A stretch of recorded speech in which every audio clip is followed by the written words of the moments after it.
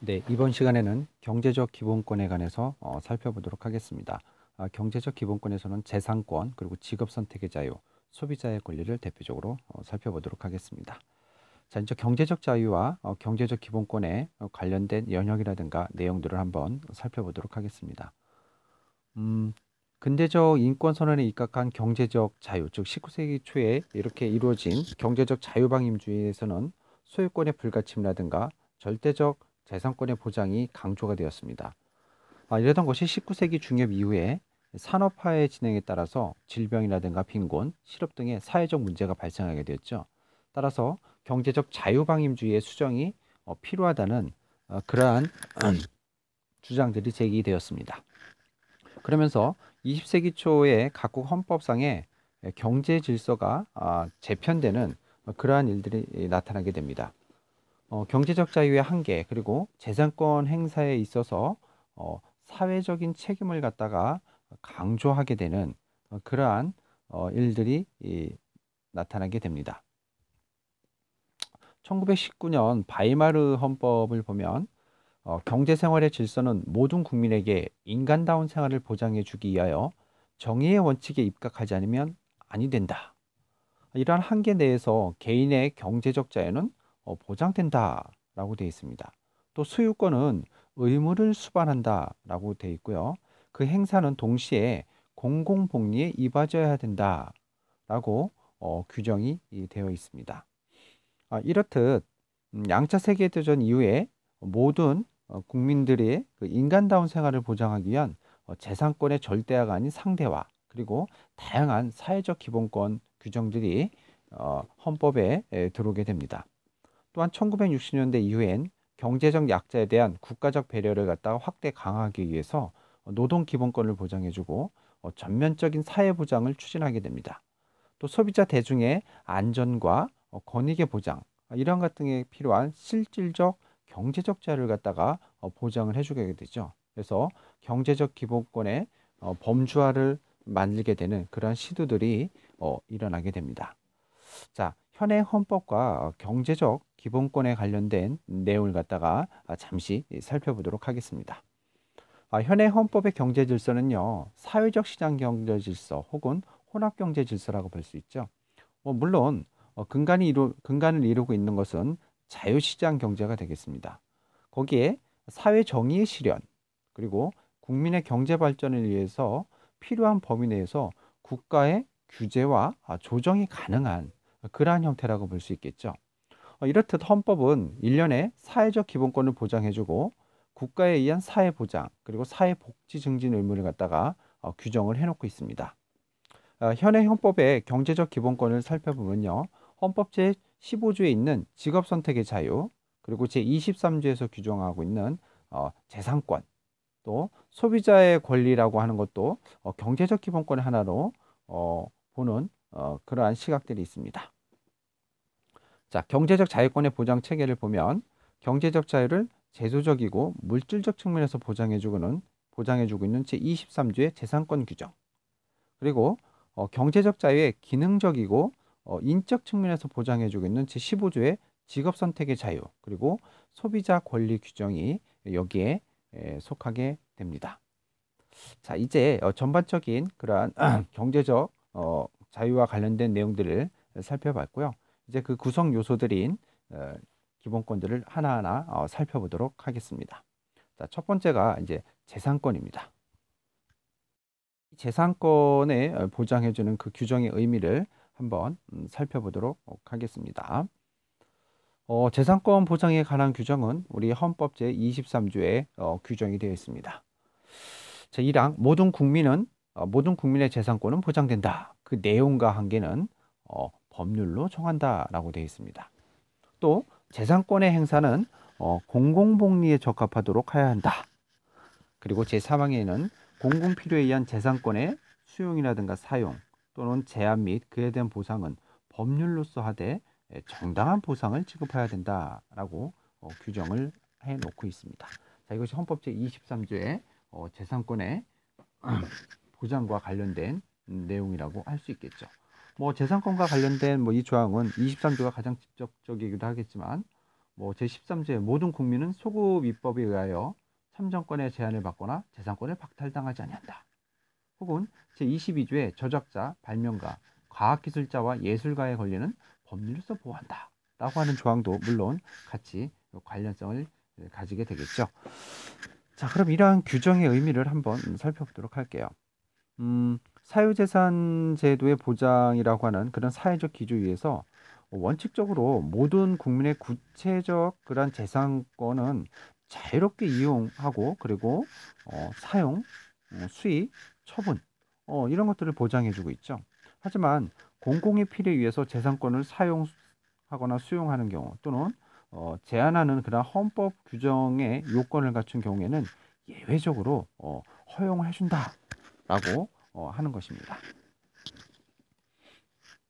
자, 다음은 이제 재산권 보장의 역사와 그 변형에 대해서 한번 살펴보도록 하겠습니다.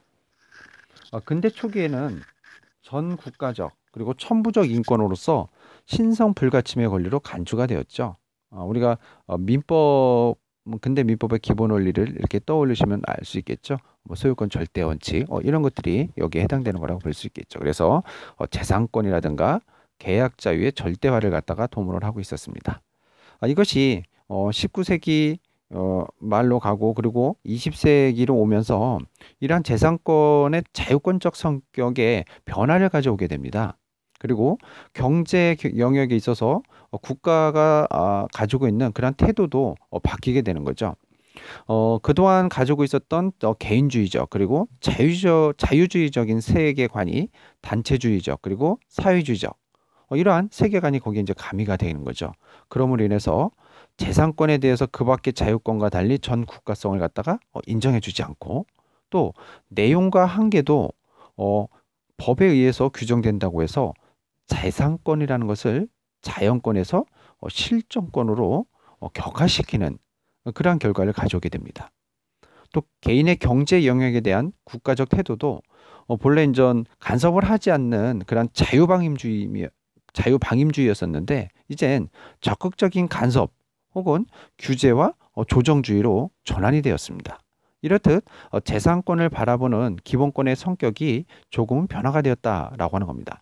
자연권성에서 실정권으로 격화가 됐다. 이 이야기는 재산권의 절대적인 그런 측면들이 이제 상대적인 개념으로 우리가 좀 바뀌었다라고 우리가 파악을 할 수가 있겠죠. 자, 재산권의 이제 의의를 한번 살펴보도록 하겠습니다.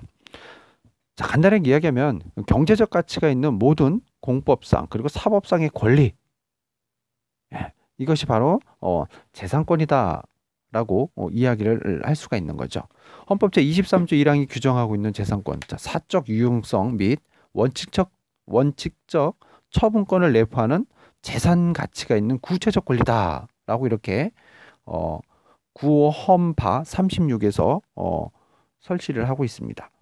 헌법재판소의 9호 헌파 36 여기서 재산권이란 사적 유용성 및 원칙적 처분권을 내포하는 재산 가치가 있는 구체적 권리다 라고 이렇게 이야기를 하고 있습니다. 뭐 어쨌든 이렇게 헌법상 보장되는 재산권의 내용과 한계는요, 뭐 입법자에 의해서 이제 입법자의 재량에 의해서 이제 형성이 되겠죠. 하지만 이제 헌법상 재산권의 개념은 헌법 자체에서 이제 독자적으로 결정이 되고요. 이러한 의미에 있어서 이제 헌법상의 이제 재산권은 헌법과 합치하는 그러한 법률에 따라서 보장되어지는 하나의 이제 기본권이다라고 이렇게 이야기를 할 수가 있겠죠. 금방 여기서 이야기했듯이 재산적 가치가 있는 구체적 권리 이런 것들, 즉 그것은 경제적 가치가 있는 모든 공법 및 사법상의 권리를 갖다가 의미하겠죠. 그렇기 때문에 단순한 법적 지위나 경제적 기회, 뭐 반사적 이익, 기대 이익, 뭐 이런 것 등은 재산권에 속하지 않게 된다라고 하는 거죠. 자, 단순한 법적 지위나 경제적 기회, 반사적 이익, 기대 이익 등은 재산권에 속하지 않는 것으로 우리가 볼 수가 있습니다. 또 여기서 이제 공법상의 권리를 한번 살펴보면 어떠한 요건들을 갖춰야 공법상의 권리가 재산권으로서 보호를 받는지를 한번 살펴보도록 하겠습니다. 첫 번째 이제 사적 유용성이라는 것이 있어야 됩니다. 공법상의 권리가 권리 주체에게 귀속되어서 개인의 이익을 위하여 이용 가능해야 된다라고 하는 사적 유용성. 두 번째, 수급자의 상당한 자기 기여가 있어야 됩니다. 국가의 일방적인 급부에 의한 것이 아니라 권리 주체의 노동이나 투자, 또 특별한 희생에 의해서 획득되어지는 자신이 행한 급부에 거기에 등가물에 해당하는 것이어야 된다라고 하는 거죠. 그리고 세 번째, 수급자의 생존의 확보에 기여를 해야 됩니다. 그리고 네 번째, 입법자에 의해서 수급 요건이라든가 수급자의 범위, 수급액, 이렇듯 구체적인 사항이 법률에 규정돼야 된다고 하는 거죠. 그럼으로써 구체적인 법적 권리로서 형성이 되어지고 개인의 주관적 공권성의 형태를 갖출 수 있다라고 이렇게 보고 있습니다. 따라서 이러한 재산권을 보호받기 위한 요건들 입장에서 본다면 공무원의 퇴직급여 청구권, 연금 수구권, 이와 같은 그 재원의 형성에 기여금 납부를 통한 수급자의 자기 기여를 요하는 권리는 재산권의 보호 대상이 되지만 사회 부조와 같은 공적 부조 있죠. 이거와 같은 수급자의 자기 기여가 없이 국가가 일방적으로 제공하는 그런 급부를 대상으로 하는 권리는 재산권의 보호 대상에서 제외가 된다. 이렇게 보고 있습니다. 자, 이제 재산의 개념에 대해서 한번 재산의 법적 성격에 대해서 한번 살펴보도록 하겠습니다. 당연히 주관적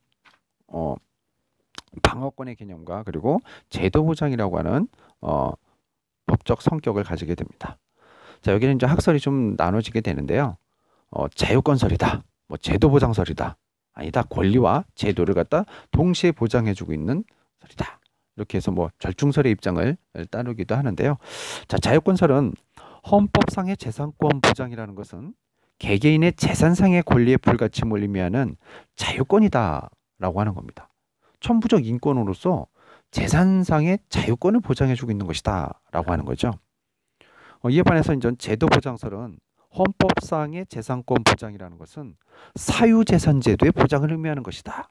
그런 의미에서 제도 보장으로 이해를 해야 된다라고 이야기를 합니다. 즉 사유재산제도를 보장하는 제도 보장이다라고 이렇게 보는 것이 좋다라고 이용을 이렇게 이야기를 합니다. 또 하나는 이제 절충설 입장인데요. 헌법상의 재산권 보장이라는 것은 국가에 의한 자의적인 침해가 금지가 되어지는 자의적 침해가 금지되는 대국가적 방어권이다라고 하는 거죠. 또 그와 더불어 개개인이 재산을 사유할 수 있는 법제도다라고 하는 겁니다. 이게 다수설이 바로 이러한 견해를 취하고 있는데요. 그러니까 앞에서 살펴봤던 권리 그리고 제도 보장이라고 하는 이런 두 가지 측면을 갖다가 다 가지고 있다. 즉 이중적 의미를 내포하고 있는 것이다라고 하는 겁니다. 권리, 제도 이걸 동시에 보장해주고 있다고 하는 이런 입장을 갖다가 취하고 있습니다. 물론 이러한 재산권의 보장은요, 자유보장이라고 하는 물질적 기초가 된다는 점, 또 국가 자원의 전면적 사유화는 자유보장에 역행한다는 점을 고려할 때 권리와 제도를 갖다 동시에 보장해 준다고 하는 그러한 입장이 타당한 입장이라고 우리가 볼 수 있습니다. 자, 다음은 재산권의 주체에 대해서 한번 살펴보도록 하겠습니다. 자, 물론 재산권의 주체는 자연인과 법인이 될 수 있겠죠. 국가라든가 지방자치단체 이들도 권리의 주체가 될 수 있습니다. 외국인의 경우는요, 원칙적으로는 좀 보장이 되지만 토지재산권과 같은 물건이 있죠. 이런 것들은 국제법이라든가 국제조약이 정하는 바에 따라서 그 보장 범위가 달라지게 된다라고 하는 겁니다. 어쨌든 모든 국민, 즉 자연인과 법인은 포함이 되고요. 국가라든가 지방자치단체도 권리의 주체가 되어진다. 다만 외국인에게도 원칙적으로 보장이 되긴 하지만 토지재산권과 같은 물건 같은 경우, 이런 경우는 국제법이라든가 국제조약에 의해서 보장의 범위가 조금 달라지게 된다라고 하는 겁니다. 네, 다음은 이제 재산권의 유형과 범위, 즉 재산권의 객체에 대해서 한번 살펴보도록 하겠습니다. 사회 통념에 의해서 형성된 모든 재산 가치적 법익, 이것이 다 범위에 해당이 된다라고 볼 수 있고요. 이런 것들이 점차 확대되는 경향을 보이고 있습니다. 자, 첫 번째 일반 재산권이 있겠죠. 모든 종류의 물건, 우리가 이제 소유권, 그다음에 용익물권, 담보물권, 그렇죠? 이런 것들이 이제 물권에 속하는 거죠. 또 채권에 해당되는 급료 청구권, 이익 배당 청구권, 뭐 회원권, 뭐 주주권, 그리고 특별법상의 권리인 강업권이라든가 어업권, 수렵권, 이런 것 등이 바로 일반 재산권에 해당이 되는 것이라고 볼 수 있겠죠. 그래서 공무원의 봉급 청구권, 연금 청구권, 국가유공자 생활조정수당 청구권, 재산적 가치를 지니는 공적 이러한 것 등 다양한 것들이 여기에 해당이 된다고 우리가 볼 수가 있겠죠. 그리고 공법상의 또 사법상 그러한 권리, 자신 또는 가족의 특별한 희생으로 얻어지는 보상적 권리, 이러한 것들이 다 포함이 된다라고 하는 거죠. 하지만 앞서서도 잠깐 이야기했던 단순한 법적 지위나 경제적 기회, 그리고 기대되는 이익, 반사적 이익, 이런 것들은 바로 일반적 재산의 범위 내에서 제외가 된다라고 하는 겁니다. 이것은 뭐 재산의 개념과 관련돼서 앞쪽에서도 한번 이야기를 했던 내용입니다. 자, 두 번째 지적재산권입니다. 요즘 많이 문제가 되고 있죠. 우리가 빅데이터, 그리고 그걸 이용한 뭐 인공지능, 4차 혁명 시대가 되고 뭐 3D 프린터라든가 이런 것들을 이용하게 되는 데 있어서의 지적재산권과 관련된 문제들이 많은 문제점을 내포를 하고 있죠. 자, 지적재산권은요, 문학이라든가 예술, 그리고 과학, 기술, 이런 정신적인 창작 활동의 결과로 얻어지는 거죠. 즉, 무형의 재산권이다. 그래서 뭐 무체재산권 뭐 이렇게 이야기하기도 합니다. 자, 여기에는 이제 저작권과 산업재산권, 신지적재산권의 형태로 나눠볼 수가 있는데요. 예술적 그리고 인문과학적 창작의 이제 산물이 되어지는 그런 저작물에 대한 권리가 바로 저작권이죠. 그래서 여기는 저작 인격권과 저작 재산권 이런 것 등이 여기에 해당이 되는 거죠. 요즘 뭐 한류다 뭐 이렇게 이야기해서 음원 하나 이렇게 그죠? 작사라든가 아니면 작곡 이렇게 하게 되면 이와 관련된 저작권료가 아주 솔솔치 않게 들어오는 그런 형태들을 많이 볼 수가 있죠. 그래서 음원 하나만 노래가 하나 잘 되면 평생 먹고 살 수 있는 그런 형태도 있죠. 자, 이제 산업재산권입니다. 과학기술 및 산업적 창작물인 무체재산권이 여기에 바로 해당이 되어집니다. 특허권, 그리고 신용실환권, 위장권, 상표권 이런 것 등이 여기에 해당이 되는 것이라고 볼 수 있겠죠. 우리가 이제 특허와 관련되어지는 내용들, 이런 특허와 관련되어지는 내용들은 우리가 키프리스라고 하는 그런 시스템에 가면 특허와 관련된 모든 내용들을 갖다 한번 이렇게 쭉 알아볼 수가 있습니다. 자, 이제 지적재산권에 해당되는 것들이 있는데요. 제3의 이제 새로운 창작물들입니다. 컴퓨터 소프트웨어, 그죠? 반도체 칩, 뭐 데이터베이스, 영업비밀 등. 그리고 흔히 얘기하는 이제 코카콜라의 제조 비법. 이건 이제 특허가 아니죠. 특허를 해놨다면 그러한 제조 비법이 나왔을 텐데 이것은 특허가 아닌 영업 비밀로 지금 유지가 되어지고 있는 거죠. 뭐 컴퓨터 소프트웨어와 관련되어지는 부분에서는 이제 알고리즘을 어떤 식으로 해서 그러한 문제 해결들을 하고 하는 내용들. 요즘 같은 경우에는 인공지능에 있어서 그 알고리즘이라고 하는 부분에 법적인 그런 문제나 이런 것들도 상당 부분 문제가 되어지고 연구가 되어질 부분이라고 볼 수가 있겠죠. 뭐 현행헌법에서는 이제 지적재산권에 대해서는요, 뭐 학문과 예술의 자유와 관련돼서 22조 제2항에서 별도로 규정을 하고 있으니까 거기서 좀 더 살펴보는 게 더 타당하다고 좀 볼 수 있겠죠. 자, 이제 토지재산권이 있습니다. 가장 중요한 재산권의 객체가 되겠죠. 그러면서 지표이고 일정 범위의 이제 지상가 지하를 이제 포함하게 됩니다. 그래서 다른 재산권에 비해서 가중된 어떤 사회적이고 공공적인 구속을 받을 수밖에 없는 것이다라고 하는 거죠. 뭐 토지와 관련된 재산권의 뭐 범위 이런 것은 민법에서도 뭐 다뤄봤을 거라고 생각이 되어집니다. 자, 토지재산권에 대한 가중적 규제의 이유와 근거가 뭔지 한번 보도록 할게요. 토지가 가지는 다음과 같은 이제 특성 때문에 그에 대해서 좀 더 다른 재산권에 비해서 사회적 공공적 구속을 더 받게 됩니다. 인간의 생존과 생산을 위한 불가결한 기초로서의 공익성 그리고 경제성이라는 걸 가진다라고 하는 겁니다. 그렇죠? 이게 없으면 안 되겠죠. 그리고 무한한 것이 아니라 유한성을 가지게 된다는 거죠. 그리고 공간적인 고정성과 항구성을 가지게 되고요. 비대체성, 어떻게 대체할 수가 없습니다. 그리고 수요의 증대성, 이런 것 등이 바로 토지 재산권에 대한 사회적 공공적 그러한 규제의 이유가 되어진다라고 하는 겁니다. 그럼 이제 헌법상 이제 규제 근거가 있어야 되겠잖아요. 그건 어떤 걸 볼 수 있냐면 뭐 사회국가의 원리, 그리고 사회적 시장 경제 질서, 재산권 보장의 절대성이 아닌 상대성. 물론 재산권 보장은 처음에는 절대성이었지만 지금 시대에서 이제 상대성으로 바뀌었죠. 자, 우리나라 헌법 제 23조 제1항과 제2항. 그렇죠? 그리고 헌법 34조 제1항. 그리고 제 119조, 120조, 122조, 123조. 이런 경제 질서 조항과 관련된 부분이 바로 헌법적 규제의 근거라고 볼 수가 있습니다. 토지재산권에 대한 가중적 규제의 이제 요건들을 한번 살펴보도록 할게요.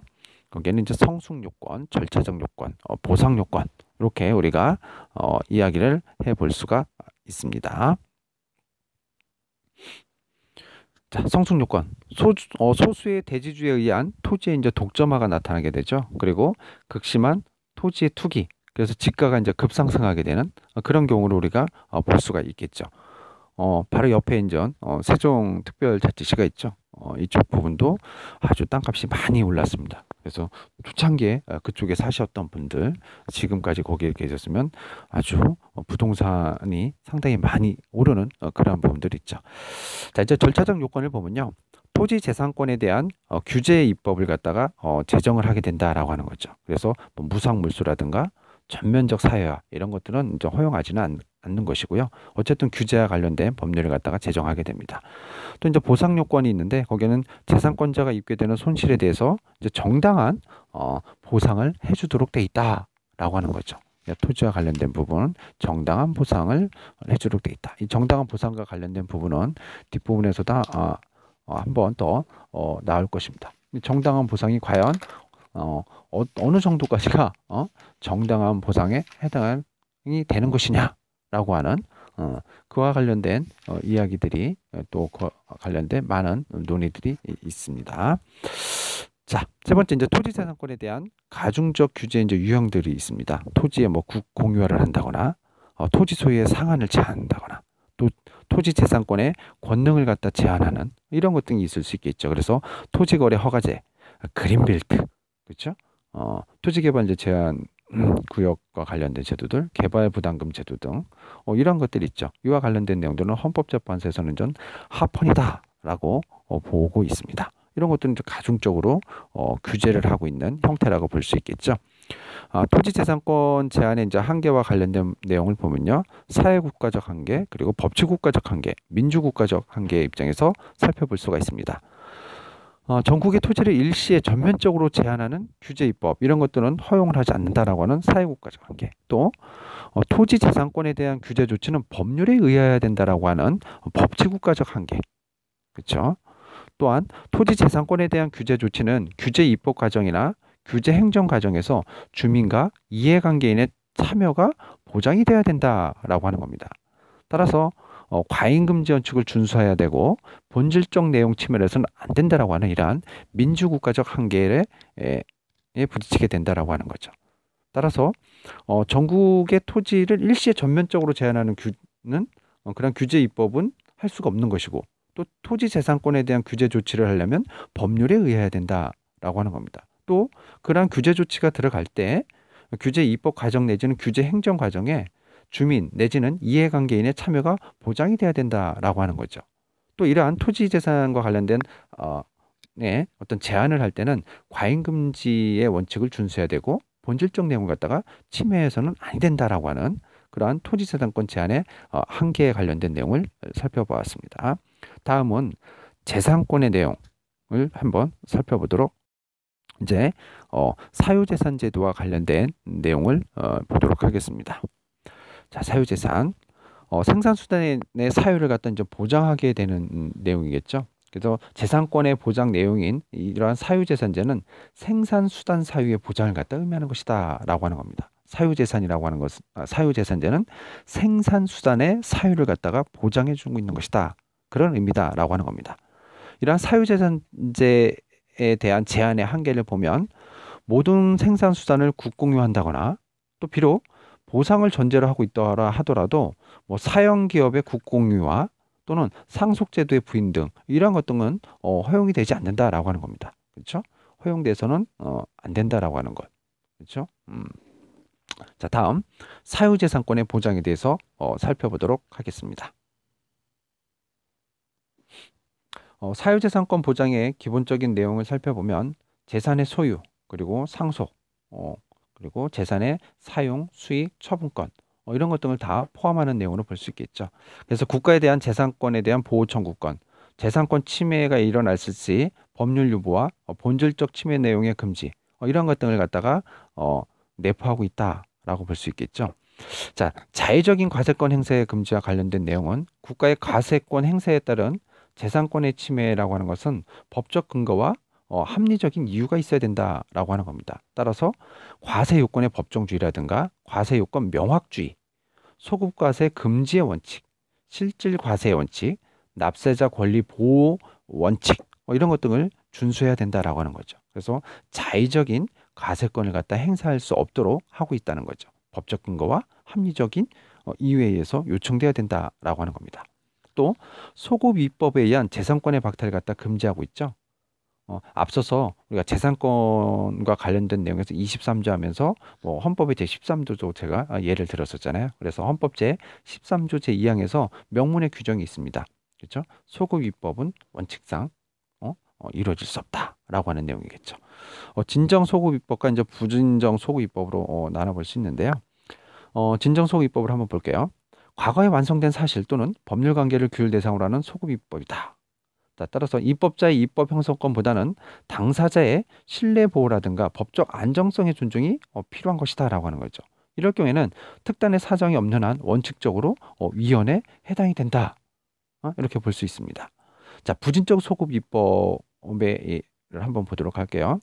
과거에 시작되었으나 아직 완성되지 아니하고 진행 과정에 있는 사실 혹은 법률 관계를 규율 대상으로 하는 하나의 이제 소급 입법이 부진정 소급 입법에 이제 해당이 되는 거죠. 이것은 당사자의 신뢰 보호보다는 입법권자의 입법 형성권을 존중해 줄 필요가 있다라고 하는 겁니다. 따라서 이것은 원칙적으로 허용을 하고 있다라고 하는 겁니다. 자, 다음 네 번째, 특별 부담금의 헌법적 허용 한계입니다. 재정 충당 목적의 특별 부담금이라고 하는 것은 다음에 헌법 정당화 요건에서만 인정을 해야 된다라고 하는 겁니다.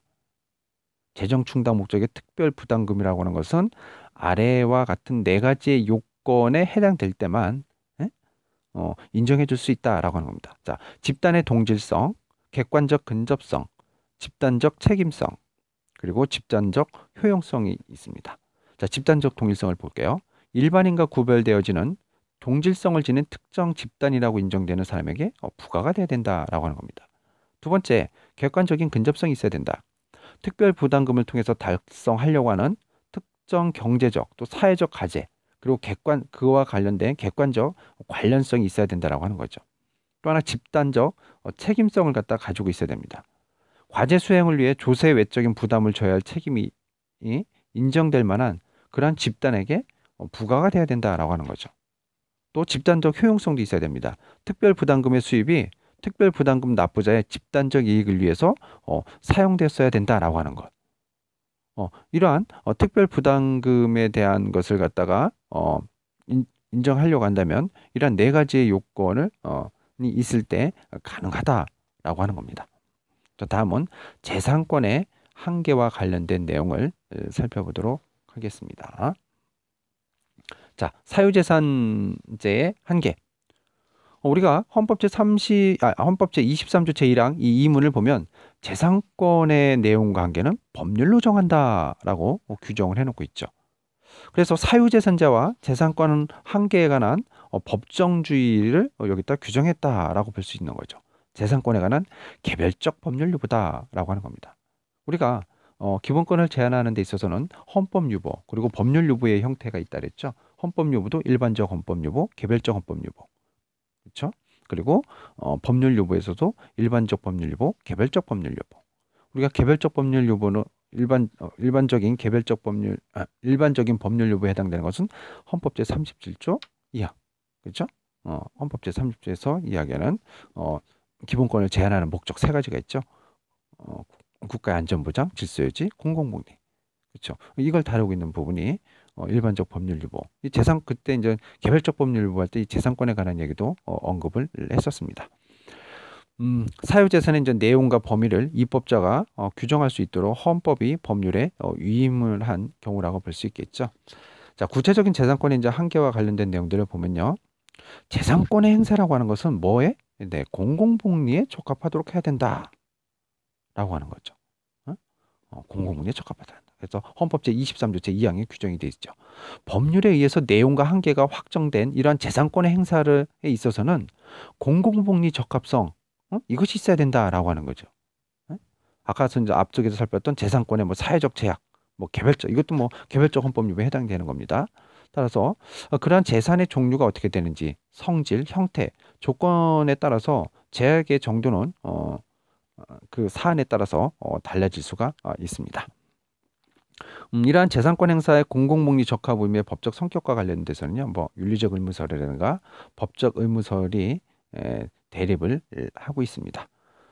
우리 이제 수험서로 예전에 사법시험할 때 많이 봤던 이제 권영선 교수님, 책도 뭐 권영선 교수님, 뭐 김철수 교수님, 허영 교수님, 뭐 이런 분들 이제 제자들이 다 이제 그런 내용들을 채우고 있어서 이런 교수님들은 이제 잘 언급을 하지는 않긴 하는데, 자, 20세기 헌법에 이제 재산권의 수반이 되어져 있는 내재적인 그러한 제약성을 간 헌법 규범으로 이제 이해를 한다라고 보고 있습니다. 권영선 교수님 입장에서는. 자, 이제 재산권의 제한에 관련된 내용을 한번 보도록 하겠습니다. 재산권 제한의 목적입니다. 국가 안전 보장이라든가 질서 유지, 공공복리, 그렇죠? 이럴 경우에 당연히 제한이 가능하겠죠. 또 어떤 경우일까요? 공공의 필요에 의한 경우이죠. 헌법 제23조 제3항에 규정이 되어 있잖아요. 재산권의 개별적 헌법 유보 조항이다라고 볼 수 있겠죠. 개별적 헌법 유보 조항입니다. 잘 알아주세요. 개별적 헌법 유보 조항입니다. 개별적 법률 유보가 아닙니다. 이제 공공의 필요 그리고 이제 공공복리 이런 게 있죠. 여기서 먼저 공공의 필요와 관련된 가로 안에 있는 내용을 보면 각종 국가 목적을 실현하기 위한 정책적 고려라는 것은 고려는 물론 또 사회 정의를 위해서 필요한 경우까지 포함하는 경우 좀 넓은 개념입니다. 또 공공복리 국민의 이제 공동의 이익이라고 보는 거죠. 이거보다 좀 더 넓은 개념으로 우리가 공공 필요에 의한 경우는 이거보다 좀 더 넓은 개념으로 보고 있다라고 하는 거죠. 그렇죠? 공공 필요는 공공 복리보다 넓은 개념. 딱 한 줄로 이야기하자면 이렇게 정리가 되겠죠. 자, 다음 이제 재산권 제한의 형식을 보도록 하겠습니다. 법률에 의한 제한부터 일단 보도록 할게요. 국회가 제정하는 형식적 의미의 법률로서 제한을 한다. 헌법 제23조 제3항은 재산권 제한 그리고 그 보상을 동시에 규정한, 그래서 우리가 이런 걸 또 결부조항이라고 하죠. 결부조항이다라고 이야기를 합니다. 거기에 보면 재산권 제한, 그 제한에 따른 보상, 그렇죠? 보상과 관련된 내용을 동시에 규정을 해놓고 있다라고 하는 거죠. 법률 위에 이제 형식에 의한 제한이 있을 수 있는데요. 헌법 제76조 대통령의 긴급명령권에 의해서 제한이 되어질 수 있겠죠. 그리고 일반 명령에 의한 제한은 인정을 하지 않습니다. 그리고 조례에 의한 제한은 예외적으로 사용권에 관한 제한을 인정한 사례가 있습니다. 자, 결부조항, 뭐 앞서서 있던 내용인데요. 헌법이 이임입법을 규정하면서 동시에 그 법률이 일정한 요건을 갖다 충족해야 한다거나 일정 내용을 뭐 규정해야 한다라는 그런 취지와 함께 규정하고 있는 조항, 그런 것을 갖다 우리가 결부조항이다라고 이야기를 합니다. 재산권 제한의 유형에 대해서 살펴보도록 할게요. 자, 헌법 제23조에 의한 일반적인 유형, 그리고 일련의 경제헌법 조항에 의한 특수한 유형으로 우리가 나눠볼 수가 있습니다. 재산권 제한의 유형, 첫 번째 일반적 유형, 수용이 있겠죠. 공용수용 또는 공용징수, 이런 것이 여기에 해당이 됩니다. 자, 공용수용은 어떤 걸까요? 네, 공공의 필요를 위해서 국가라든가 공공단체 또는 사업 주체가 개인의 비대체적인 특정의 재산을 법률에 의해서 종국적이고 강제적으로 취득하는 것, 이것을 갖다 우리가 공용수용이다라고 이야기를 합니다. 공용수용이 여기에 해당이 되는 거죠. 자, 그러면 공용수용의 요건은 어떠한 요건이냐면요. 공익적 필요가 있어야 되고요. 법률에 의해야 됩니다. 그리고 정당한 보상을 지급해야 된다. 그랬을 때 공용 수용이 이루어질 수 있다라고 하는 겁니다. 자, 다음은 이제 사용에 관한 내용을 살펴보도록 하겠습니다. 공용 사용이 되겠죠. 공공 필요를 위해서 국가라든가 공공단체 또는 사업주체가 개인의 토지, 기타의 재산권을 법률에 의해서 일시적 그리고 강제적으로 사용하는 것을 갖다 우리가 공용사용이다 라고 이야기를 합니다. 그렇죠? 뭐 이거 역시 금방 지금 보고 있는 거죠. 일반적 유형이 헌법 제23조에 규정이 되어 있는 겁니다. 재산권의 제한 유형으로서 공용수용, 공용사용, 공용제한 이런 것을 헌법 제23조 제3항에서 제시를 하고 있는 거죠. 자, 이제 공용제한인 거죠. 공용제한. 공용제한은 공공의 필요를 위해서 국가, 공공단체 또는 사업주체가 개인의 특정 재산에 대해서 과하는 공법상의 제한이다. 그래서 뭐 계획의 제한, 보전 제한, 사업 제한, 사용 제한 이런 것들이 바로 공용제한에 해당이 되어진다라고 하는 겁니다. 그렇죠? 개인의 특정한 재산권에 대해서 과하는 계획 제한, 뭐 보전 제한, 이러한 물적 공용 부담이 바로 공용 제한에 해당이 되는 것으로 볼 수가 있습니다. 자, 다음은 특수한 유형의 제한을 한번 보도록 하겠습니다. 국토의 이용 개발과 토지 소유권의 제한. 토지 공개념적인 측면에서 제한이 이제 들어갈 수 있겠죠. 헌법 제 122조에 의한. 그렇죠? 그리고 자연자원의 부분적 사회화, 즉 광물 등 자연자원에 대한 개발 특허, 특허권이라고 하죠. 우리가 생각했던 앞쪽에서 그러한 특허 이거는 좀 다른 거예요. 120조에 이제 규정이 되어 있습니다. 기타 경제에 관한 국가의 개입과 규제 조정, 헌법 제 119조 조항이 되겠죠. 이런 특수한 유형에 의해서 재산권이 제한되어질 수 있습니다. 자, 그런데 이러한 재산권을 제한할 때 조건이 있죠. 보상을 해야 된다라고 하는 겁니다. 공공 필요에 의한 재산권의 제한에는 반드시 법률에 의한 정당한 보상을 해야 된다라고 이야기를 하는 거죠. 그런데 여기서 이야기하는 정당한 보상이란 무엇이냐라고 하는 거죠. 여기에 관해서는 의견이 좀 나뉩니다. 피침해 재산, 그죠? 피침해 재산의 객관적 가치를 아주 완전하게 보상해야 된다고 하는 완전 보상설. 또 사회 통념에 비추어 아주 공정하고 타당한 보상이 되면 된다고 하는 상당 보상설. 또 완전 보상이 원칙이긴 하지만 특별한 경우에는 상당 보상도 가능하다라고 하는 절충설. 이런 것들이 대립을 하고 있습니다. 그런데 이제 헌법재판소의 입장을 보면요, 이렇게 설시를 했습니다. 이런 판례가 있어요. 헌법 제23조 제3항에서 규정한 정당한 보상이란 원칙적으로 피수용 재산의 객관적인 재산 가치를 완전하게 보상해야 된다. 이런 의미에서 완전 보상을 갖다가 의미를 하고 있습니다. 그렇죠? 완전 보상을 해야 된다. 뭐 앞서 살펴봤던 뭐 상당 보상설, 그렇죠? 아니면 절충설 이런 것도 있는데 실제 이 재산권 보장의 근본적인 측면을 우리가 생각을 해본다면 존속 보존 수단의 가치가 이제 보장돼야 된다라고 하는 거죠. 그런 측면에서는 당연히 완전 보상설이 타당한 게 아니냐, 이렇게 우리가 생각을 해볼 수가 있겠죠. 그래서 뭐 이와 관련된 사례들이 상당 부분 많습니다. 뭐 2002 헌가사 뭐 정당 보상의 기준과 관련되어지는데요.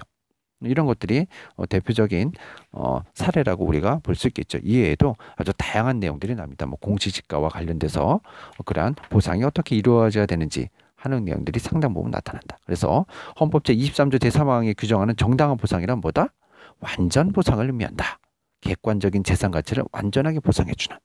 그거는 꼭 잘 알아두시기 바랍니다. 자, 재산권 제한의 한계에 관련해서 또 보면 재산권 제한에 있어서 과잉 금지 원칙을 갖다 이제 적용하고 또 본질적 침해 금지 이것도 또 따져보겠죠. 그래서 이제 사유재산제도의 전면 부정, 그리고 재산권의 무상물수, 그리고 소급입법에 의한 재산권 박탈 뭐 이런 것들, 그렇죠?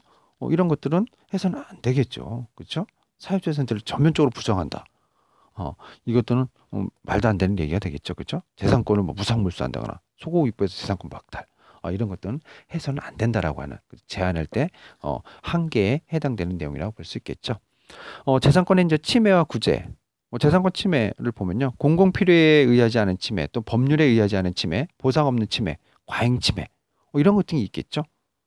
그렇죠? 공공 필요에 의해서 우리는 뭐예요? 제한할 수 있고, 법률에 의해서도 제한할 수 있고, 그렇죠? 보상을 해주도록 돼 있단 말이에요. 또 과잉해서 치면은 안 되거든요. 그렇죠? 그런 측면에 의해서 재산권의 침해 상황은 공공 필요에 의하지 않은 제한을 했다. 그건 침해가 되겠죠. 또 법률의 규정이 없이 제한을 했다. 그거 역시 침해가 되는 거죠. 정당한 보상을 하라고 했는데 보상을 하지 않았다. 그건 재산권의 제한이 아닌 거죠. 침해인 거죠. 과잉 침해도 마찬가지고요. 자, 그러면 침해에 대한 보상은 어떻게 이루어지느냐? 고의 과실이 없는 침해에 대해서는 손실보상 이론을 갖다가 적용을 합니다. 그래서 손실보상을 해주도록 하고 있고요. 고의 과실이 있는 침해에 대해서는 불법행위 이론에 의해서 손해배상 이 논리로 우리가 구제를 해주고 있습니다. 자, 다음은 직업의 자유, 직업 선택의 자유에 대해서 한번 보도록 하겠습니다. 우리나라 헌법 제 15조, 아이고 154조로 되어 있네요. 오타입니다. 헌법 제 15조가 되겠죠. 모든 국민은 직업 선택의 자유를 가진다라고 규정이 되어 있습니다. 자, 그러면 헌법에서 이렇게 규정되어 있는 직업의 자유, 이것은 무엇을 의미하는 것일까요? 네, 자유롭게 자신의 직업을 선택, 그리고 종사, 변경할 수 있는 자유, 이것을 갖다 의미하는 것이겠죠. 이러한 직업의 자유는 우리가 흔히 알고 있는 1919년 하면 떠오르는 법이 있죠. 독일의 뭐죠? 바이마르 헌법이죠. 네, 바이마르 헌법. 여기에서 최초로 규정이 되었고요. 우리나라 헌법에서는 제 3공화국 헌법, 3공화국 헌법에서 규정이 되었습니다. 헌법상에서 이야기하고 있는 직업 선택의 자유는요, 직업 선택의 자유뿐만이 아니라 직업과 관련되어지는 아주 종합적이고 포괄적인 그런 직업의 자유를 보장하는 것이다. 이렇게 2001 헌바 50에서 헌법재판소의 결정례로 해석을 하고 있습니다. 직업 선택 자유의 의, 여기 나와 있죠. 자신이 원하는 직업의 선택, 또 종사, 이런 것과 관련 등 직업에 관한 아주 종합적이고 포괄적인 자유를 갖다 의미하는 것이다. 헌법 제15조에서는 직업 선택의 자유다라고 이야기를 했지만 우리가 이제 직업의 자유의 형태를 좀 넓은 개념으로 봐야 된다라고 하는 거죠. 자, 그러면 여기서 얘기하는 직업은 무엇이냐? 정신적 그리고 물질적 생활의 기본적인 수요를 충족시키기 위해서 행하여지는 계속적인 경제적 소득 활동, 이것을 갖다 우리는 직업이다라고 이야기를 합니다. 즉 사회 변화에 따른 유동성을 가지기 때문에 최소한의 어떤 개념적 요소만 갖추게 되면 인정되어지는 개방적인 개념이다라고 이렇게 볼 수가 있겠죠. 이러한 직업의 개념 요소로서 어떠한 것들이 있냐면요. 공공무해성, 그리고 법적 허용성, 이런 것들이 여기에 해당되느냐? 라는 이런 것들이 이제 문제가 되는데요. 대개 이제 다수설의 입장에서 보면 그런 요건들을 보고 있어요. 직업 개념이 이제 3요소다라고 이렇게 얘기를 합니다. 생활을 위한 수단성, 그리고 활동의 계속성, 그리고 공공에 대한 무해성. 이것이 바로 직업 개념의 3요소로 우리가 보고 있습니다. 헌법재판소에서는요, 생활의 기본적 수요를 충족시키기 위한 계속적인 소득 활동이다. 앞쪽에서 금방 얘기했던 것처럼 따라서 그런 활동을 의미하기 때문에 그 종류나 성질은 불문한다라고 규정을 하고 있습니다. 그렇죠? 그 종류나 성질은 묻지 않는다라고 92 헌마 80에서 이렇게 헌법재판소의 결정례로 규정을 하고 있습니다. 뭐 이러한 개념과 관련돼서 보면 공공무해성이라든가 법적 허용성을 만약에 필요로 한다면, 그걸 요건으로 하게 된다면 헌법상의 직업 개념을 다수의 가치관이나 입법자에 의해서 규정하는 것이 되는 거죠. 그들에 의해서 이제 규정하는 형태가 되어진다 이거죠. 그렇게 되어서 직업의 자유의 보호 범위를 부당하게 이제 축소할 위험성이 사실 있긴 합니다. 그러한 측면에서 공공유해성이라든가 법적 금지성 이런 것은 제한의 이제 정당성이라고 하는 단계에서 판단하는 것이 오히려 좀 더 타당한 게 아닌가, 이렇게 이야기하는 주장도 있습니다. 뭐 직업 개념에 관련된 이러한 요소와 관련된 내용들은요. 앞에서 얘기했던 92험마 80 말고도 2002 험마 519 이러한 사례에서도 그와 관련된 내용들이 나타납니다. 또 2005 험마 1144 이런 데서 직업의 개념적 요소와 관련된 내용들을 헌법재판소 사례에서 우리가 찾아볼 수가 있습니다. 자, 다음은 직업 선택의 자유의 법적 성격 보도록 하겠습니다. 네, 한마디로 이야기를 하면 네, 통합적 기본권이다 라고 이야기를 합니다. 이 직업의 자유는 기본적으로 이제 경제적 자유권이죠. 근데 다른 한편에서는 국가의 사회 질서라든가 경제 질서가 이거에 의해서 이제 형성이 되어집니다. 그런 측면에서 사회적 시장 경제 질서라고 하는 하나의 객관적 법 질서의 구성 요소가 되어지기도 하겠죠. 그렇죠? 자, 그래서 이것을 갖다 좀 자세하게 더 보면 이런 겁니다. 국가로부터의 자유다. 국가의 간섭을 받지 않고 자신이 원하는 직업을 자유롭게 선택할 수 있는 자유. 또 하나는 노동을 통한 인격 발전을 실현시킬 수 있는 인격 발현에 관한 권리다. 또 다른 측면에선 생활의 기본적 수요를 충족시키는 데 필요한 권리로서 즉 경제적 기본권의 성격을 가진다라는 거죠. 또 하나 아까 살펴봤던 자유시장 경제 질서라고 하는 객관적 법 질서 요소. 사실 여기 자유시장 경제 질서라고 하는 형태도 있지만 지금의 내용들을 본다면 사회적 시장 경제 질서가 되겠죠. 그렇죠? 그러한 객관적인 법 질서의 형태의 구성 요소가 되어진다라고 하는 겁니다. 그렇죠? 그런 의미에서 통합적인 기본권이다. 이렇게 이야기를 할 수가 있겠죠. 그렇죠? 자유시장 경제, 뭐 기본은 이거겠지만 실질적으로 봤을 때는 사회적 시장 경제 질서라고 볼 수 있겠죠. 사회적 시장 경제 질서, 그렇죠? 이러한 객관적 법 질서의 구성 요소도 되어진다. 그런 역할도 하고 있다는 거죠. 자, 다음 이제 직업 선택의 자유에서의 이제 주체를 한번 보도록 할게요. 인간의 권리가 아닌 국민의 권리죠. 그러니까 뭐예요? 국민에게만 이제 인정이 되어집니다. 또 사법인은 이제 주체성이 인정되지만 공법인은 인정을 하지 않습니다. 외국인, 영주허가를 받은 외국인은 예외적으로 인정을 합니다. 이건 국민의 권리인 거예요. 직업 선택의 자유는 뭐 국가 정책상 특정 직업의 종사에 관련된 내용을 뭐 금지하거나 뭐 제한하는 것들, 그렇죠? 이런 것들도 여기에 좀 들어가겠죠. 공인인증법이라든가 이런 법에 의해서도 해당이 되는 내용이 되겠죠. 자, 다음은 이제 직업 선택의 자유의 내용을 한번 살펴보도록 하겠습니다.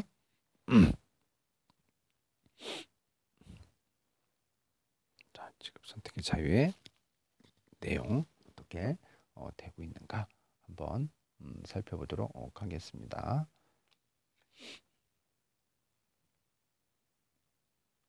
네, 이거 참 주체에서 이 사례도 하나 좀 소개를 좀 해야 되겠네요.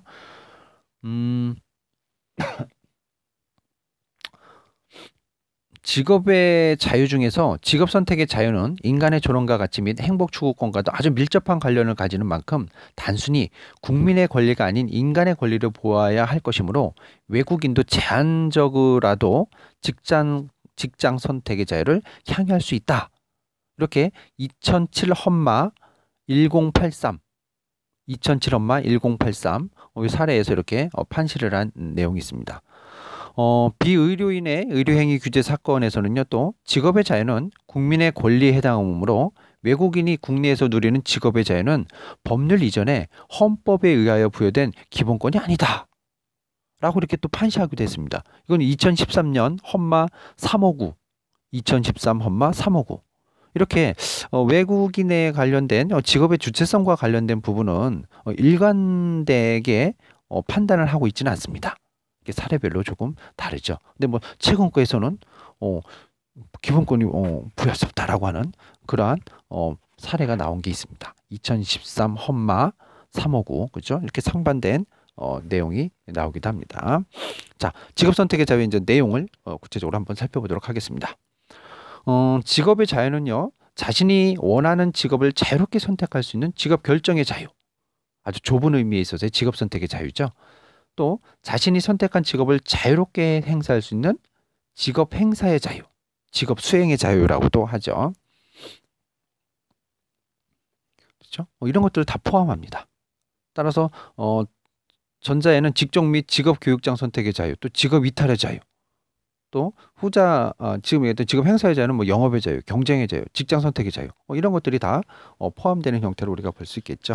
자, 그래서 직업 결정에서는 직종 결정의 자유, 전직의 자유, 뭐 직업 교육장 선택의 자유, 무직업의 자유, 무직업의 자유도 직업 결정 즉에 해당이 되어집니다.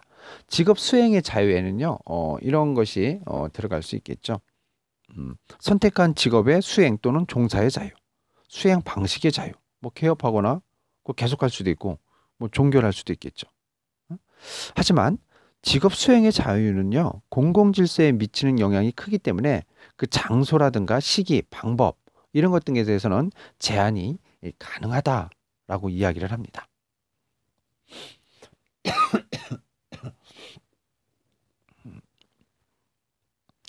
또 이제 직업 결정의 자유와 관련되어지는 내용들에서 보면요, 이런 게 까지도 포함이 되는 형태도 있는데 요거 하나를 제가 또 설명을 잠깐 드리도록 할게요. 95 험마 90 헌법재판소의 결정례인데요. 직업 결정의 자유는 자신이 원하는 직업을 선택할 자유를 의미하는 것인데, 이에는 특정한 직종 선택의 자유, 금방 봤던 거죠. 직업 교육장 선택의 자유, 선택한 직업을 포기하거나 변경할 수 있는 자유, 즉 직업 이탈의 자유가 되겠죠. 전직하거나 전업을 할 수 있는 자유, 이런 여러 개의 직업을 동시에 선택할 수 있는 겸직의 자유, 이것까지도 포함이 된다라고 하는 거죠. 제가 겸직을 뺀 것 같아요. 겸직의 자유, 이러한 부분까지도 포함이 된다라고 하고 있습니다. 95 험마 90에서 이렇게 헌법재판소의 결정례가 나온 게 있습니다. 자, 이제 직업 수행의 자유, 직업 행사의 자유가 되겠죠. 이거는 자신이 선택한 직업을 영위하고 수행할 수 있는 자유를 의미하는데요.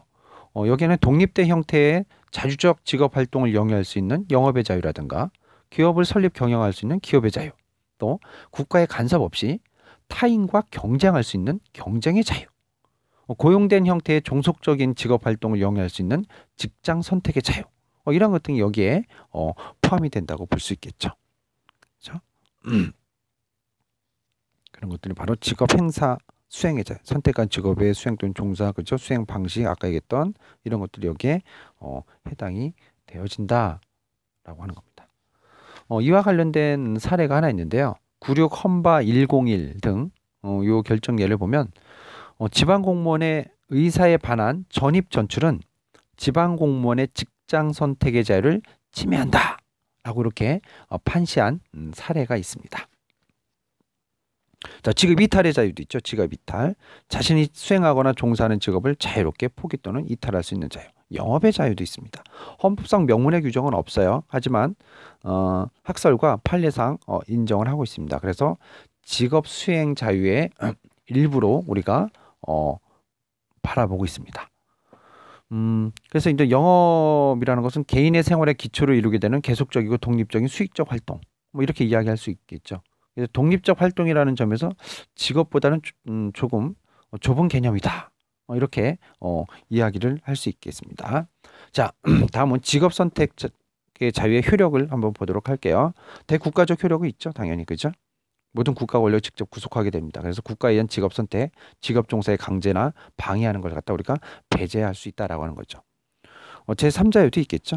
예외적인 경우 제한된 범위 내에서 이제 인정을 해주게 됩니다. 뭐 퇴직 후에 일정 기간의 비밀 유지라든가 경업 금지와 관련된 부분, 이런 것 등 우리가 인정을 해주고 있죠. 자, 다음은 직업 선택의 자유의 이제 제한과 관련된 내용들을 갖다가 살펴보도록 하겠습니다. 헌법 제37조 제2항 일반적 법률 유보에 의한 제한이 되겠죠. 자, 제한의 목적 다 알고 있죠. 네, 국가 안전 보장, 질서 유지, 공공복리, 그렇죠? 이거에 의해서, 이러한 목적에 의해서, 그럼 이러한 목적에서 어떠한 형식으로? 예, 헌법상의 제한, 법률상 제한, 헌법에 그죠 규정이 되어 있으면 그 헌법 규정에 의해서 이루어질 수 있겠죠. 그리고 법률은 법률상에 의한 제한이 또 있을 수 있겠고, 기타 국가의 비상계엄 선포, 대통령의 긴급명령 발동해서 제한이 되어질 수 있겠죠. 국가 안전보장, 무기 제조 판매하면 큰일 나겠죠, 그렇죠? 이런 것들. 또 뭐예요? 유사 의료 행위, 이것도 이제 질서 유지와 관련된 거죠. 이거는 이런 것들은 직업의 자유와 관련된 부분에서 이제 금지를 시켜야 될 내용이죠. 그리고 불공정 거래하는 것도 금지를 시켜야 되는 거고. 이러한 목적에 의해서 제한이 가능하다라고 하는 겁니다. 제한의 형식 아까 얘기했죠. 헌법상의 제한, 병역의 이제 복무와 관련된 내용이 나오죠. 그리고 법률상 제한은 도박, 인신매매, 매춘, 마약 거래 이런 것들은 이제 금지를 하고 있죠. 이런 것들은 직업 선택에 줘서 그걸 인정해주면 안 되겠죠, 그죠? 네. 그리고 국가 비상계엄 선포 아까 했던 헌법 제 77조 그리고 제 76조 대통령 긴급명령권 발동에 의한 제한 이런 것에 의해서 제한되어질 수 있겠죠. 자 그러면 제한의 이제 유형과 기준에 대해서 한번 보도록 하겠습니다. 자, 제한되는 유형. 자, 영업 개시에 대한 제한, 영업 활동에 대한 제한, 그다음에 사양기업의 국공유화, 그렇죠? 헌법 제 126조에 관련된 이런 유형들로 나눠볼 수가 있습니다. 기준으로 보면 또 인적 요건에 관한 것, 자격 요건을 갖다 따지게 되겠죠. 또 어떤 경우는 물적 요건, 시설이나 이런 것들이 갖추어져야만 할 수 있는 것들, 그렇죠? 인적 요건과 관련되어진 것도 뭐 다양한 형태들이 났겠죠. 뭐 부동산 관련된 중개사도 될 거고 여러분들이 또 하게 되는 변호사 시험, 뭐 그렇죠? 그런 자격 요건들 그런 것들을 가져야 우리가 변호사로서 이제 법률 전문가로서 활동할 수 있는 내용들이 되겠죠. 자, 이런 방법에는 이제 신고제 그리고 등록제, 그렇죠? 신고를 한다거나 등록을 한다거나 자격제, 허가제, 지정제, 특허제, 금지제 등등 여러 가지의 방법이 있을 수가 있겠죠. 자, 다음은 이제 제한의 대상이 되는 겁니다. 제한의 대상이 되는 직업 또는 영업에 대해서는 원칙적으로 제한이 없습니다. 자, 헌법상 규정을 보면 시장 지배와 경제력, 그렇죠? 119조 제2항, 자연자원 제120조 제1항, 농지 제121조, 국토 제122조, 농어촌 개발 123조 제1항, 대무역 125조, 그리고 국방상, 국민경제상 아주 중대한 의미를 갖는 사형기업 126조. 그렇죠? 이와 관련되는 내용들이 여기에 해당이 될 것입니다. 자, 이제 아주 중요한 부분인데요. 우리가 직업 선택의 자유와 관련되어진 부분에서 가장 중요한 부분이라고도 할 수 있겠죠. 제한의 정도와 3단계의 제한론 이겁니다. 직업 선택에 제한하면 3단계 이론 하는 그것이 바로 여기에 해당이 되는 것입니다. 제한의 정도와 이제 3단계 제한론인데요. 직업 선택의 자유를 어느 정도로 제한할 것인지 그 이제 단계에 관한 이론입니다. 독일에서 들어온 이론입니다. 우리가 직업의 자유도 당연히 헌법 제 37조 제2항에 따라서 그렇죠? 아까 이제 목적 하면서 얘기했죠. 국가 안전보장, 질서유지, 공공복리 이럴 경우를 위해서 필요한 경우에 본질적 내용 침해 금지 원칙을 준수해서 법률로서 제한할 수 있다는 겁니다.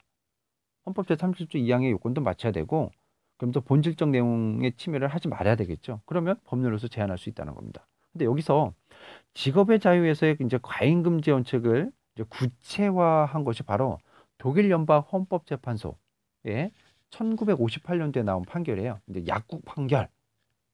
이게 굉장히 유명합니다. 여기서 확립되어지고 또 우리 헌법재판소에서는 당구장과 관련된 사례, 당구장 결정에서 92 헌마 80입니다. 거기에서 이제 처음으로 이제 수용한 단계 이론, 그것에 의해서 우리가 직업 선택의 자유를 제한하고 그의 한계를 갖다가 우리가 알아볼 수 있고 그 기준으로 삼고 있습니다.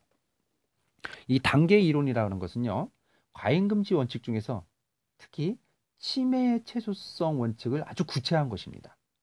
그래서 직업의 자유의 제한을 단계별로 구분해서 그 심사 밀도를 달리해야 된다라고 하는 이론이에요. 즉, 제한의 단계를 1단계인 직업 행사 자유의 제한, 2단계인 주관적 사유에 의한 직업 결정의 자유에 의한 제한, 제3단계인 객관적 사유에 의한 직업 결정의 자유의 제한, 이렇게 세분화시켜서 단계적으로 그러한 한계를 갖다가 준수해야 된다라고 하는 겁니다. 자, 첫 번째 1단계 직업 수행의 자유의 제한, 즉 직업 결정의 자유보다 아주 침해가 경미한 그런 직업 수행의 자유를 갖다가 제한하는 것입니다.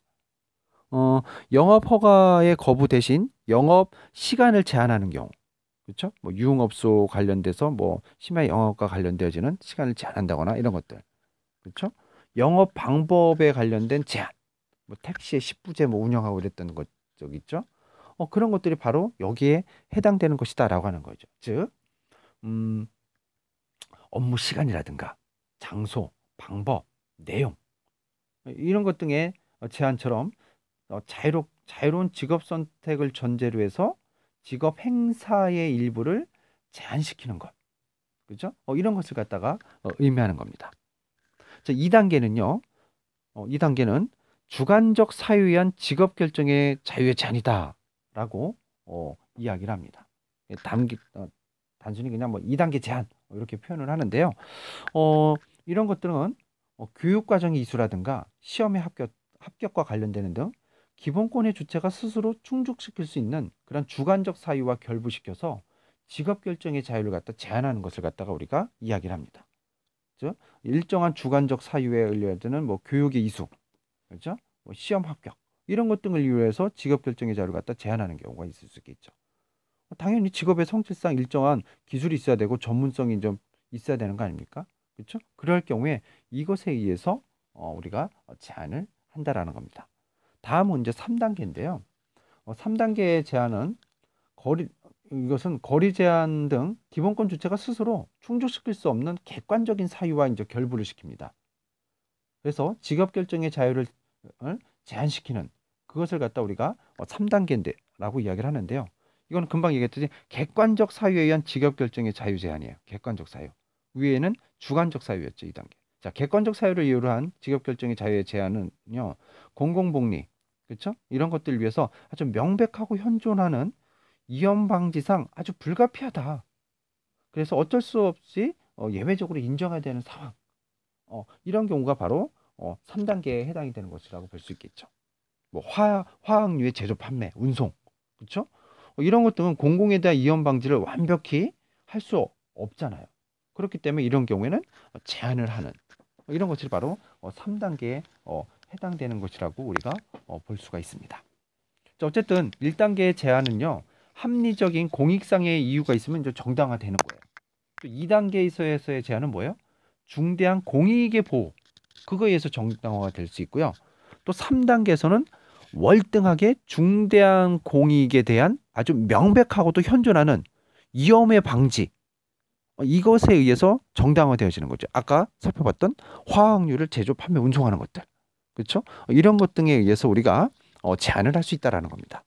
그래서 직업의 자유에서는 독일의 이 약국 판결에 이어진 3단계 단계 이론, 이것을 잘 알아둬야 된다라고 하는 겁니다.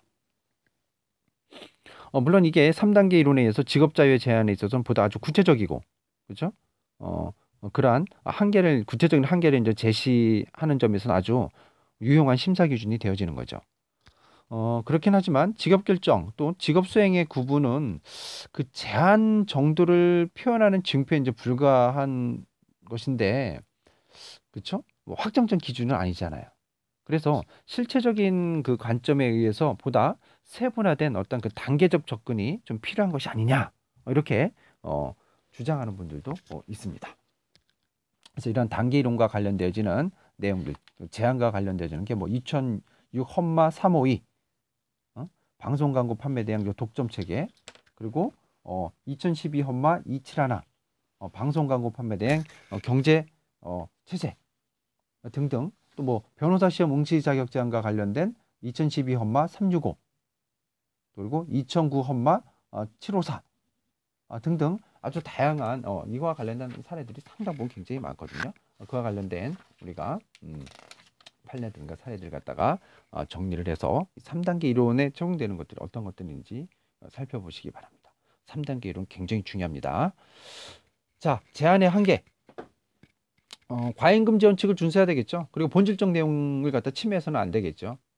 이거는 당연한 내용이라고 우리가 볼 수 있겠죠. 그렇죠? 예. 그리고 이제 독점을 배제하는 직업 선택의 자유는 자유경제 원칙을 전제로 한 것이다. 따라서 이를 제한하는 특정인이나 특정 기업에 의한 독점은 금지돼야 된다라고 하는 겁니다.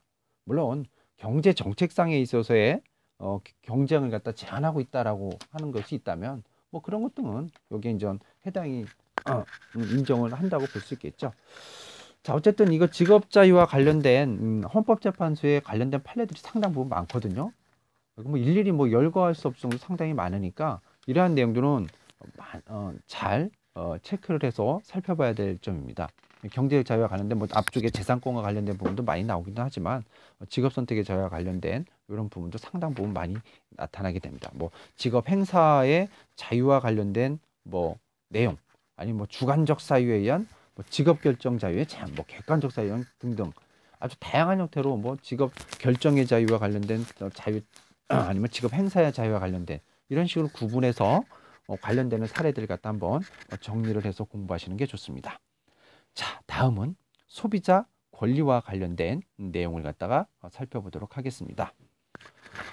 우리나라 이제 헌법상에서 소비자 권리, 소비자 기본권, 뭐 이것이 이제 명문에 있다라고 하기에는 조금 그렇긴 한데요. 우리가 이제 헌법 제 124조를 좀 들 수 있습니다. 소비자 권리와 관련된 내용은요. 국가는 건전한 소비 행위를 계도하고 생산품의 품질 향상을 촉구하기 위해서 소비자 보호 운동을 법률이 정하는 바에 의해서 보장한다라고 헌법 제 124조에서 규정을 하고 있습니다. 금방 제가 서두에서도 말씀드린 것처럼 직접적인 권리가 아니라는 거죠. 예, 직접 권리가 아닌 소비자 보호 운동 차원에서 보장이 되고 있는 것이다 라고 하는 겁니다. 그렇죠? 네네.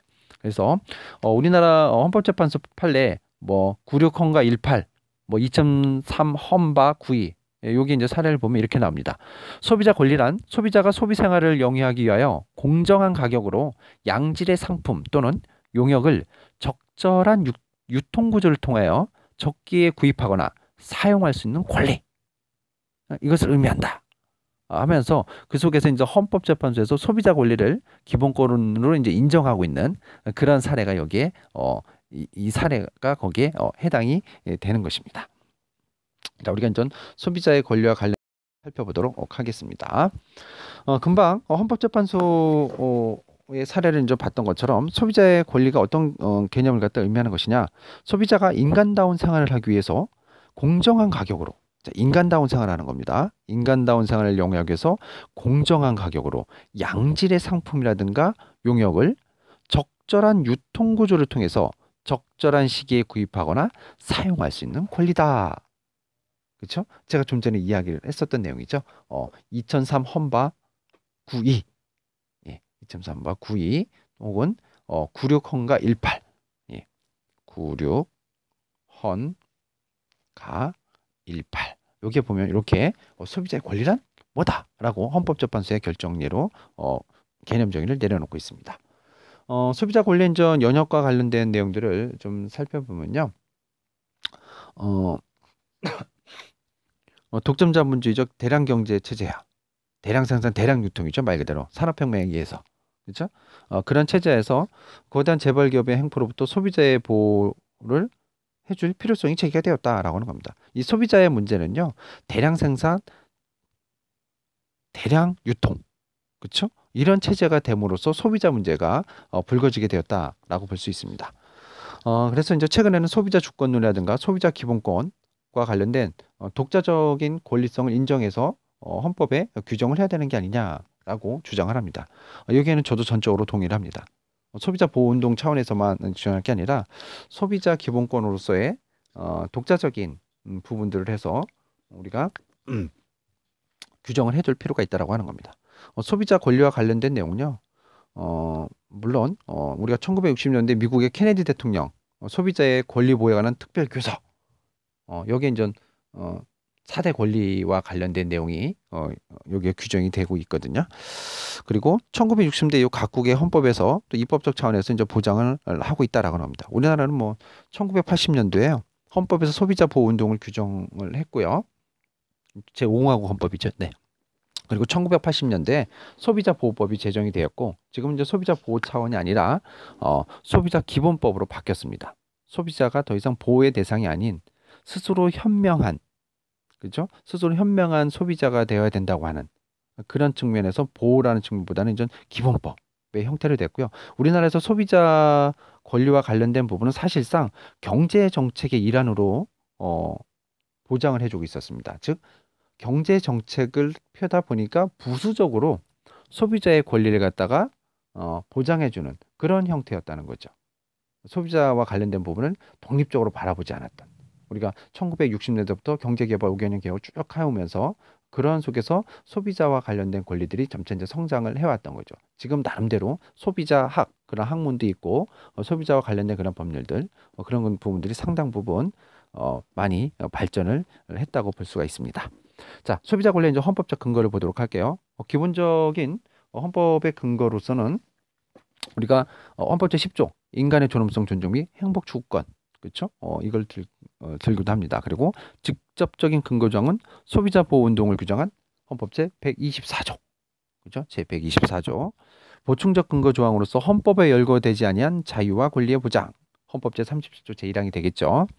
간접적 근거 규정은요. 재산권 보장, 인간다운 생활의 보장, 그렇죠? 또 국가의 재해 예방과 위험으로부터 국민의 보호, 보건권, 청원권, 범죄 피해자 구조 청구권 등등 아주 다양한 것들이 있습니다. 그렇죠? 이런 것들이 소비자 권리 헌법적인 근거라고 우리가 볼 수 있겠죠. 자, 어쨌든 직접적인 근거 조항은 헌법 제124조, 그렇죠? 소비자 보호 운동과 관련된 규정이라고 볼 수가 있겠죠. 자, 법적 성격 한번 볼까요? 법적 성격에서 보면 위에서 뭐 근거 조항이 여러 개인 것만 봐도 알겠죠? 뭐예요? 복합적이다. 복합적인 기본권의 성격을 가진다. 자, 자유권적 기본권이에요.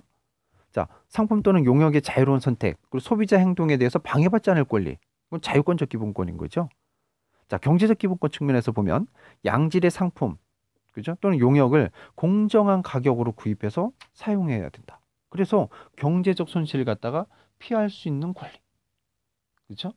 이것도 여기에 경제적인 측면에서 충분히 수긍이 가죠. 자, 청구권적 기본권입니다. 소비자 피해 예방 또는 보상을 청구할 수 있는 권리다라고 하는 겁니다. 그렇죠? 또 사회권적 기본권의 성격도 가집니다. 양질의 상품 또는 용역을 사용함으로써 뭐예요? 인간다운 생활을 영위한다는 거죠. 또 건강을 침해당하지 아니하는. 그렇죠? 어쨌든 이러한 복합적인 성격을 가지게 된다라고 하는 겁니다. 자, 그러면 주체를 한번 볼까요? 주체. 모든 소비자. 그렇죠? 그래서 자연인, 법인, 내국인, 외국인 다 주체가 되어질 수 있습니다. 자, 소비자 권리의 내용을 한번 보도록 하겠습니다. 첫 번째 이제 안전의 권리입니다. 우리가 케네디 교서에 의해서는 4대의 그런 권리가 인정이 됐는데 점차 사회가 발전되면서 지금은 현재 8대 권리로 규정을 하고 있고요. 우리나라 이제 소비자 기본법에서 소비자 기본법 제4조에서 이걸 구체화시켜 놓고 있습니다. 그래서 명문의 규정으로 8가지의 권리를 갖다가 규정을 해 놓고 있습니다. 자, 안전의 권리. 모든 물품과 용역으로 인한 생명, 신체 및 재산상의 위로부터 보호받을 권리. 두 번째, 알 권리입니다. 물품과 용역을 선택함에 있어서 필요한 지식과 정보를 제공받을 권리. 그래서 여러분들 우리 물품 이런 거 사고 그러면 사용 설명서라든가 이런 것들이 표시되는 게 바로 이겁니다. 알 권리와 관련되죠. 내용. 자유로운 선택권입니다. 물품, 용역, 거래 상대방, 구입 장소, 구입 가격, 거래 조건 이런 것 등을 자유롭게 우리가 선택할 수 있죠. 의견 방향권도 있어요. 소비 생활에 영향을 주는 국가, 또 지자체의 정책, 또 사업자의 활동에 소비자의 의견을 갖다가 반영시킬 수 있는 그런 권리가 있습니다. 피해 보상 청구권도 있죠, 당연히. 물품과 용역의 사용 또는 이용으로 인한 피해에 대해서 신속하고 적절한 보상을 받을 수 있는 권리입니다. 6번째가 이제 교육을 받을 권리거든요. 합리적인 소비 생활을 이용하는 데 필요한 교육을 받을 권리다. 지금 이 부분이 굉장히 중요합니다. 예전에 무조건 소비자 보호법 내에서는 약자이기 때문에 소비자를 갖다 보호해야 된다라는 측면이 있었는데 이제 소비자 기본법이 되면서 교육을 통해서 합리적이고 똑똑하고 현명한 소비자가 돼야 된다라고 해서 이런 소비자 교육 프로그램과 관련된 것들이 상당 부분 많이 시행이 됐었습니다. 자, 7번째 소비자 운동권입니다. 소비자 스스로의 권익 보장을 위해 단체를 조직하고 집단적으로 활동할 수 있는 권리죠. 그래서 여기 소비자 보호법으로 되어 있네요. 예. 제가 앞쪽에 소비자 기본법이에요. 소비자 기본법. 자, 소비자 기본법은 소비자의 단체의 보호 육성과 소비자의 단결권, 그리고 단체 행동권, 뭐 이런 것들을 또 규정하고 있습니다. 이와 관련된 그 이외에도 이제 다양한 형태들로 또 하고 있죠. 그리고 8번째 안전하고 쾌적한 소비 생활 환경에서 소비할 권리. 이렇게 8가지의 권리를 향유한다고 소비자 기본법 제4조에서 규정을 해 놓고 있습니다. 자, 소비자 권리 이제 효력. 대국가적 효력을 가집니다. 모든 국가기관을 구속하게 되겠죠. 예, 그래서 뭐 관계 법령을 재개정한다거나 필요한 행정국의 정비와 운영, 또 필요한 시책의 수립과 추진, 소비자의 건전하고 자주적인 조직 활동의 지원 육성 이런 의무 등이 발생을 하게 되는 거죠. 그래서 국가는 지방자치단체 이런 의무를 부과하고 있어요. 제3자적 효력, 소비자 권리는 그 상대방으로서 사업자를 개념상 필연적 전제로 할 수밖에 없다. 당연히 그렇죠. 사업자와 소비자 그 개념이 생겨나게 되는 겁니다. 사업자는 공급하는 물품 또는 용역에 대해서 소비자를 위한 조치를 갖다 강구해야 되고요. 국가와 자치단체의 소비자 보호 정책에 아주 적극적으로 협조해야 되는 의무가 발생이 되어집니다. 자, 소비자 권리 침해 구제입니다. 공권력에 의한 침해와 구제.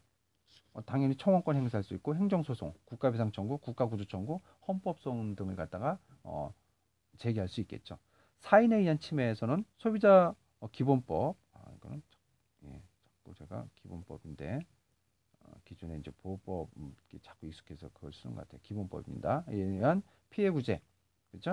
그리고 제조물 책임법에 의한 손해배상, 뭐 긴급 리콜에 의한 수거라든가 파기 등등, 뭐 이런 것 등을 다 우리가 청구를 해서 할 수 있지 않을까 합니다. 또 한국 소비자원 있죠, 그렇죠?